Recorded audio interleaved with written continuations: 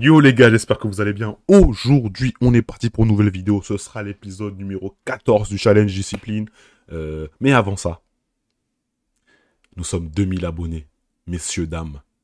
Donc, tout d'abord, un grand merci à vous.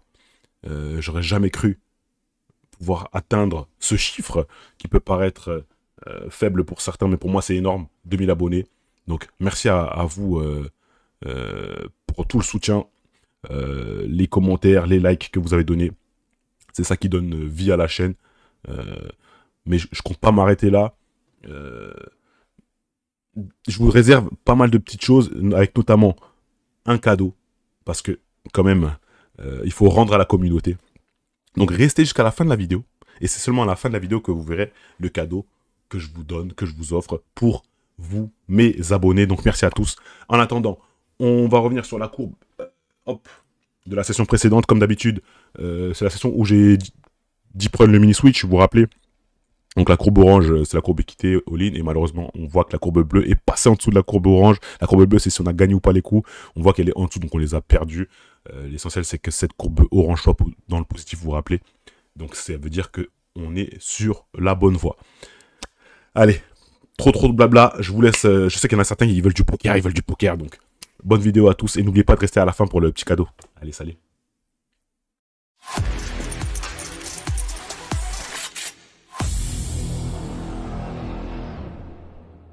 Yo les gars, j'espère que vous allez bien. Aujourd'hui, on est parti pour un nouvel épisode. Ce sera l'épisode numéro 14 du challenge discipline.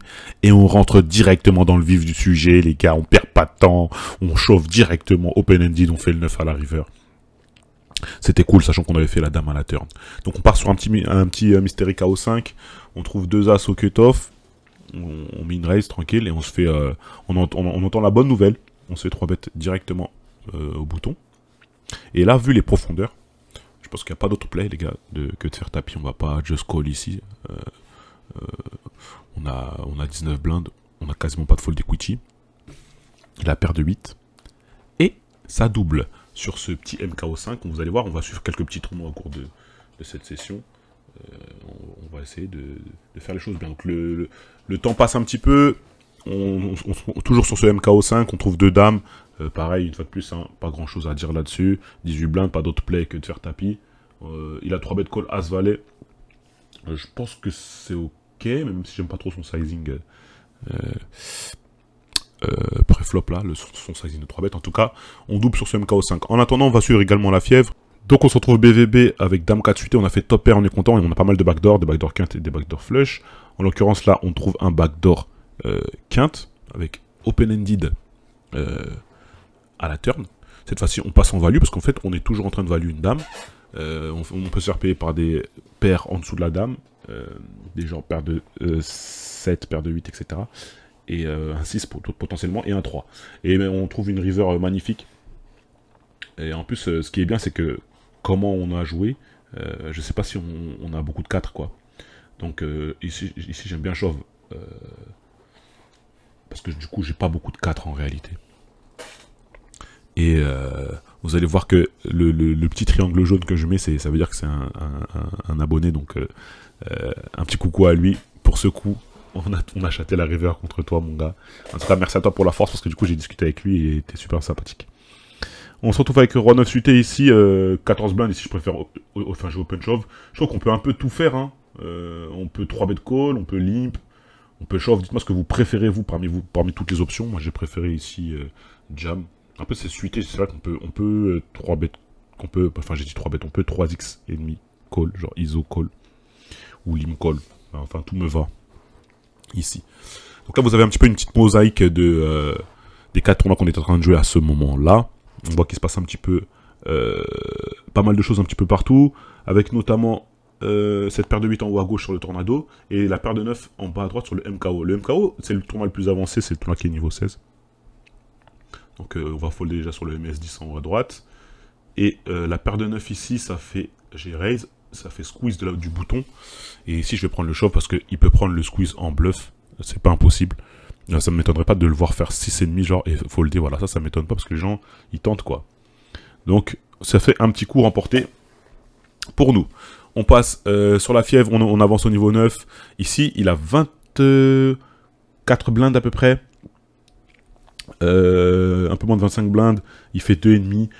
Ici, je préfère shove directement parce qu'en fait, pour moi, quand il fait 2,5, il n'est pas au cut-off, il est au hijack. Il a toujours une main. Alors, je me trompe peut-être, quand je dis toujours une main, enfin, rien n'est absolu, mais il a une main qui va avoir du mal à folder, quoi. Et surtout sur ce field-là, alors. Bien sûr, quand on va jouer des fields un peu plus chers, des tournois un petit peu plus chers, les gens ne vont pas faire ce genre d'erreur, mais là, les joueurs ont du mal à folder, et en plus, des petits détails, on est avant le niveau 10, c'est-à-dire que les gens peuvent encore re-entry. Information à prendre en compte. Alors ici, ce roi 6 off, j'aime bien le prendre en 3 bêtes. Les gars, au niveau 17, regardez, on est 361 left, on n'est plus qu'à 100 places dépayées. Et là, ça n'a pas marché. C'est intéressant de le mettre parce que ça marche pas tout le temps. Hein. On avait un bon bloqueur pour le faire. Là, en l'occurrence, on est tombé sur une main. Il avait une main en face. C'est le jeu m'a pourvu 7. Et on passe à la suite, les gars. En haut à droite, il y avait ce MS10 où on avait paire de 6, on a chauve. On était en mode short stack. Malheureusement, on est mal tombé. Donc, on va buster en haut à droite, là-bas. Et sur la fièvre, on a open paire de 7. La session, on sentait... Enfin, j'ai senti que la session commençait à être difficile. Et la paire de 7 sur la fever, il fait tapis 25 blindes. Et là, je me vois pas fold, en fait. Comme je vous ai dit, il y a des gens qui prennent ces spots-là de bluff. Et là, en l'occurrence, je considère son valet 10 comme un bluff, quoi. Et ça gagne le flip. Il a raison de short parce que s'il gagne pré-flop, il remporte l'argent au milieu. Et quand il est payé, il a déquitté. Donc en l'occurrence, c'était bien joué de sa part. Ici, 300 left, les gars. Regardez, on n'est plus qu'à 40 places dépayées. Petite play exploitant. En l'occurrence, ici, les gens, ils aiment bien open shove. C'est ce que la théorie nous dit de faire. Mais moi, j'aime bien m'adapter au field et jouer exploitant. Et du coup, trouver ces genres de petits min-raise fold. Et en plus, c'est ce que j'aurais min-raise avec mes mains super fortes. Vous voyez ce que je veux dire? Donc de temps en temps, je mixe. Et là aussi, il ne faut pas oublier le fait qu'on se rapproche également de l'ITM. Ça joue également dans ma décision. Là, je pense que je vais c-bet tout petit. Ah, j'ai check.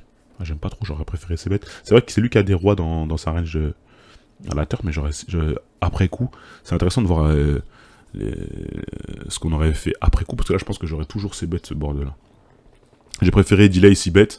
Je pense que je l'ai mis sur un roi. Et je suis content d'avoir checké river. Et je suis content également d'avoir checké le flop.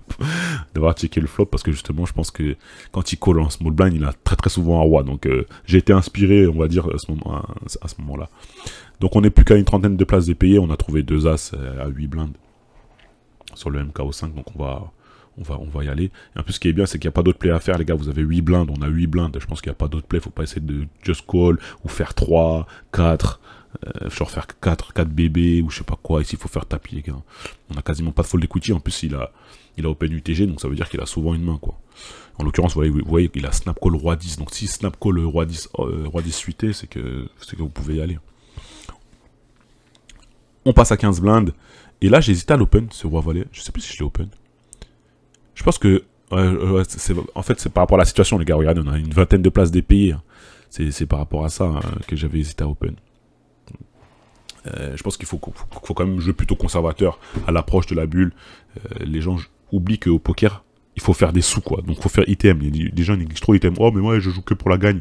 Ouais, mais tout le temps, il faut sécuriser des items. C'est comme ça qu'on fait des sous au poker. Là, on a open paire de 2. Il fait tapis 6 blindes. Du coup, on a une belle cote. Hein. On va y aller. En l'occurrence, en espérant que notre ami Duka Luncic, qui a inversé le D et le L, et Seigneur L ne fasse pas de move sur nous, sachant qu'il y a déjà 18 blindes au milieu, ça donne envie de faire un move. Ça m'étonnerait pas de voir un tapis d'un des deux, parce que là il y a 22 blindes au milieu, voilà. Je pense que c'est même bien joué de la part de Seigneur, nous on peut plus call, on a perdu que 6 blindes dans l'histoire, bon c'est pas dramatique. En l'occurrence il avait une main de merde, mais il s'est dit pourquoi pas, il a tenté. Dommage pour lui, ça n'a pas fonctionné. On se rapproche tout doucement de l'ITM, c'est tout doucement mais sûrement, et on se retrouve dans un spot, les gars. Alors là, ce spot-là, je me souviens, ah ouais, j'avais décidé de call la fold GTO, et j'ai pas vu, en fait, le call en SB. Ah, je suis honnête avec vous, j'ai pas vu le call en SB. Le valet incroyable. Ah, c'était un truc de ouf. En plus, surtout que sur le coup, là, je fais le mec, Mais moi, je me rappelle très bien que j'avais pas vu le call en SB. Je me suis dit, vas-y, je colle le bouton, il va shove large. C'est important de faire item, mais là, le spot, il est vraiment beau, il va shove des as moins bons et tout et tout. Et c'est que au showdown que j'ai vu que la small blind avait payé aussi. Et un peu, le call de la small blind, il est dégueulasse, quoi, son call. Là, ici, on limp. Je savais que j'allais call le tapis de foldaz, étant donné qu'on est déjà item et que surtout qu'il y a des belles primes à avoir. On fait top pair et presque top kicker. Le deuxième meilleur kicker, il a paire de 7, on est content. Et malheureusement, le 7 river qui nous empêche de monter déjà un beau stack et d'avoir une prime. C'est pas grave, on garde la tête froide. C'est le challenge discipline, donc il faut rester discipliné. On va open paire de valets ici. Si la big blind fait tapis, c'est un snap call. C'est dommage, sur ce MS10, on avait plus de jetons malheureusement. Alors, je sais plus comment on a perdu le coup, mais c'est pas ça qui va nous intéresser. Nous, on va s'occuper de cette paire de valets. Ici, ce board-là, je vais c-bet. On peut check aussi parce que ça tape sa range à lui pour feinter pour montrer de la faiblesse. Et là, il nous fait tapis As-9. C'est là qu'on voit l'intérêt de c-bet ce board-là. Parce que les joueurs font des erreurs, tout simplement. Valet 10, ici, j'ai limp en BVB. Notre ami, il a ISO, j'ai call. C'est venu 6, 7, 5 avec 2 carreaux. Nous, on a le 10 de carreaux. On a des backdoor quintes. Et là, quand il a checké, étant donné qu'il a ISO, c'est moi qui ai plutôt des 8, voire des 3. Donc, on va transformer notre main en bluff, étant donné que hauteur valet, ça va très peu gagner. D'accord. Donc, on essaie de prendre le coup dès maintenant. C'est un coup qui est assez important, étant donné que, regardez en haut à droite, la moyenne, elle a 34 blindes. Et si on gagne le coup, on en a 36. Donc let's go.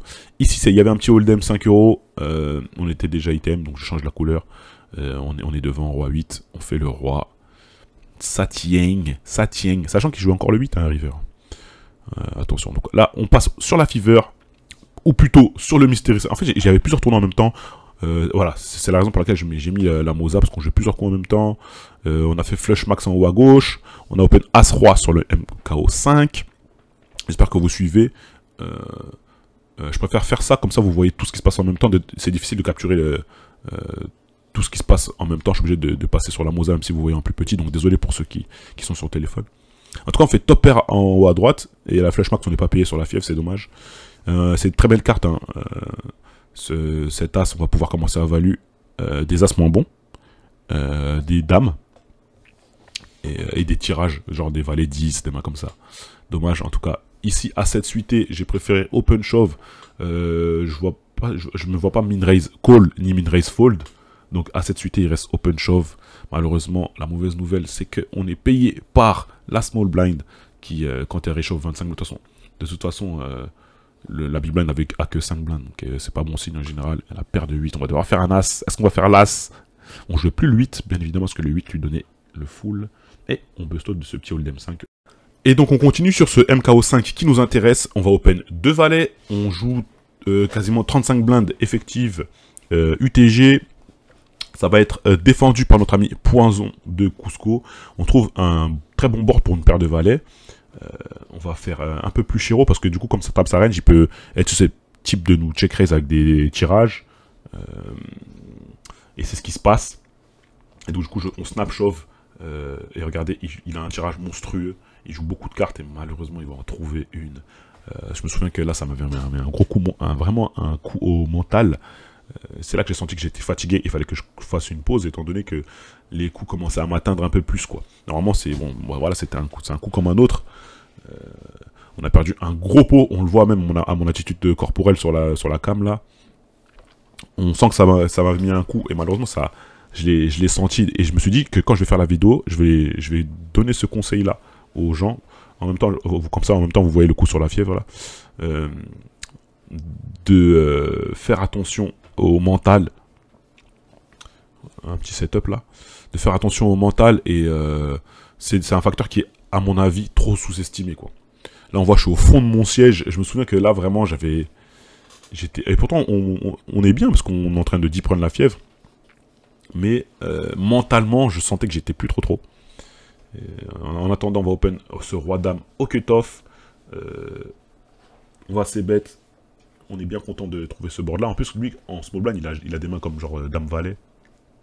Dame 10, pourquoi pas. Peut-être des fois des rois 9, mais bon, on bloque un petit peu. Et là, sur cette river, on peut checker. Le problème, c'est que, comme je vous ai dit, j'ai été plus trop. Il avait valet 9, quoi. Non, mais les gars, valet 9 off en small blind, il a fait la river. Et là, ce coup, ça n'a rien arrangé, quoi. Alors, comme je vous ai dit déjà que mentalement, ça allait pas trop. Au lieu de checker, j'aurais pu checkbox cette river, étant donné que je le mettais sur ça. Sur cette range-là, genre des mains comme Dame-Valet. C'est une river qui complète également des quintes. Donc ça donne un argument supplémentaire pour pouvoir la folder. Malheureusement, je l'ai misé. Ça montre bien que les gars, quand psychologiquement, et ça va pas trop, n'hésitez pas à ne plus lancer de session et faire attention au mental. La preuve, regardez, là, on est quasiment à la bulle de la fièvre. On a 5 places dépayées. J'ai défendu ce roi 10 off alors que j'aurais pu très bien le fold et attendre tranquillement la bulle. On a trouvé backdoor quinte ainsi que gutshot. On a check et sachant que étant donné qu'on se rapproche de la bulle, le bouton va un petit peu abuser de la situation. C'est un facteur aussi à prendre en compte. Et là il fait vraiment chéro. Je vois pas pourquoi tu fais cher en fait. Je vois pas pourquoi il fait cher. Au contraire, il devait faire petit avec quasiment tous ses holdings, avec quasiment toutes ses mains. Donc là, normalement, c'est tranquillement un fold, comme je vous l'ai dit. Mais j'y étais pas, j'ai senti que j'étais pas, et quand j'ai fait top pair, donc la top pair qui vient s'ajouter à la gutshot, bah, je me suis dit que je vais plus rien folder. Donc on a check cette turn, il me semble. J'espère que je l'ai pas misé. Ouais, j'ai check la turn. Après, peut-être que je jouais aussi lentement parce qu'il y avait tout simplement l'approche de l'item, quoi. Et ce qui est bien, c'est qu'avec le 10, on bloque les nuts, on bloque valet 10. On bloque des deux paires comme roi dame, roi 9, etc. On a snap call, il a les deux as. Donc faites attention les gars, faites attention à ne pas faire. C'est assez important pour moi de vous montrer aussi les moments où on flanche un peu, que ce soit mentalement ou physiquement, parce que j'étais très fatigué. Donc merci à tous de m'avoir suivi les gars, et je vous dis à la prochaine.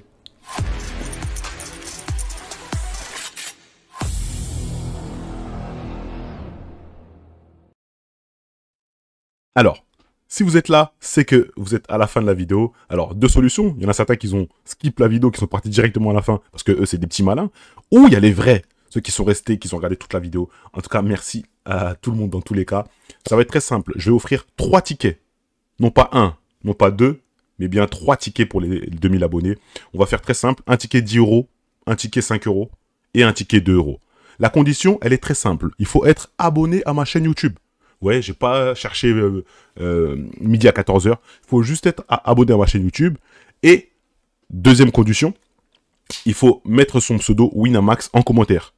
D'accord? Comme ça, après, je ferai le tirage au sort et comme ça, je vous envoie directement le ticket. Donc, s'il y en a certains qui veulent pas dévoiler leur pseudo Winamax, bah, désolé pour vous. Vous pourrez pas participer au jeu. En tout cas, ceux qui n'ont pas peur d'afficher leur pseudo Winamax, en commentaire, vous mettez votre pseudo Winamax. Si vous voulez mettre un petit mot à côté du commentaire, un petit mot sympa, ça fait toujours plaisir. C'est vous qui décidez. Mais l'essentiel, c'est que vous devez être abonné à la chaîne et vous devez mettre votre pseudo en commentaire, d'accord? Donc, je répète, il y a 3 tickets. Un ticket 10 €, un ticket 5 €, un ticket 2 €. En plus, il y a les Winamax Series qui arrivent. Et donc, du coup, je ferai le tirage au sort à la prochaine vidéo, d'accord? Vous aurez, en termes de temps, on a combien de temps pour jouer? Dans les commentaires, souvent... Je vais mettre, allez, 1 ou 2 jours. Allez, 2 jours. Non, 2 jours, c'est beaucoup. Ouais, en 24 heures. Je ferai 24 heures. Et souvent, donc, je fais limite 24 heures. Et ensuite, je mettrai un commentaire épinglé dans lequel je mettrai, bon, ben là, fin du jeu. D'accord? Donc, vous aurez 24 heures pour jouer. 24 heures à partir du moment où je publie cette vidéo-là. J'espère que c'est clair. Si ça n'a pas été clair, n'hésitez pas à revenir sur la vidéo. C'est YouTube. Hein. En tout cas, merci à tous pour la vidéo. Et je vous dis à la prochaine. Allez, salut les gars.